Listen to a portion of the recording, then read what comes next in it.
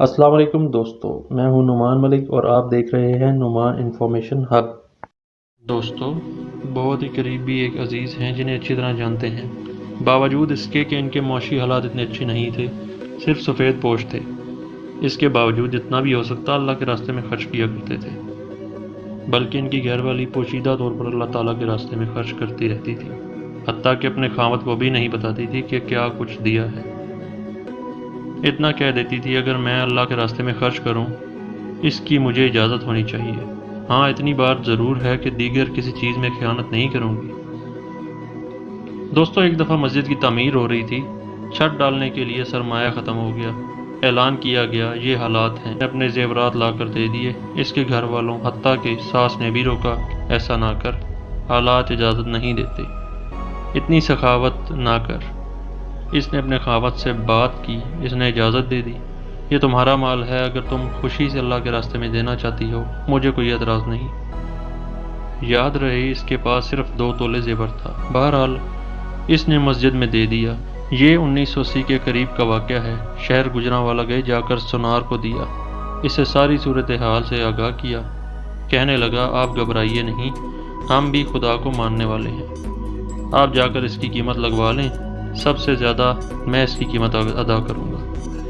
واقعی کئی جگہ سے پتہ کیا، اس نے پیسے دیے، اس کے پیسوں سے مسجد کی چھت مکمل ہو گئی۔ اللہ تعالیٰ فرماتے ہیں میرے راستے میں جو خرچ کرتا ہے کئی گنا اس کے بدلے دیتا ہوں، حتیٰ کہ بڑھاتے 700 گنا تک چلا جاتا ہے۔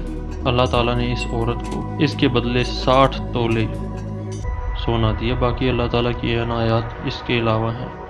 اس نے اللہ کے گھر کی تعمیر کے لیے پیسے دیے تھے، اللہ تعالیٰ نے اس کے بدلے اسے 2-3 بڑے بڑے گھر دیے۔ امریکہ میں بھی اس کا اپنا گھر ہے۔ پھر اللہ تعالیٰ نے اس کے خاوند کے کاروبار میں بڑی برکت ڈالی، اس کے بچے اعلیٰ عہدوں پر فائز ہیں، اعلیٰ یونیورسٹیوں میں انہوں نے تعلیم حاصل کی۔ وہ عورت جب بھی بات کرتی ہے تو بتاتی ہے کہ اللہ تعالیٰ کے راستے میں مال خرچ کرنے کا یہ فائدہ ہوا ہے، اللہ کے راستے میں مال خرچ کرنے سے مال میں کبھی کمی نہیں آتی، اللہ تعالیٰ مختلف طریقوں سے اس میں اضافہ فرماتے ہیں، اسے ان ذرائع سے رزق ملتا ہے، ایسے دروازے کھول دیے جاتے ہیں جسے بند نہیں کیا جا سکتا، بشرطے کہ آدمی خرچ کر کے تو دیکھے۔ عام معزز آدمی کوئی دعویٰ کرے تو آدمی کو اعتماد ہوتا ہے، وہ کبھی خلاف ورزی نہیں کرے گا، وہ بات کا پکا اور سچا ہے۔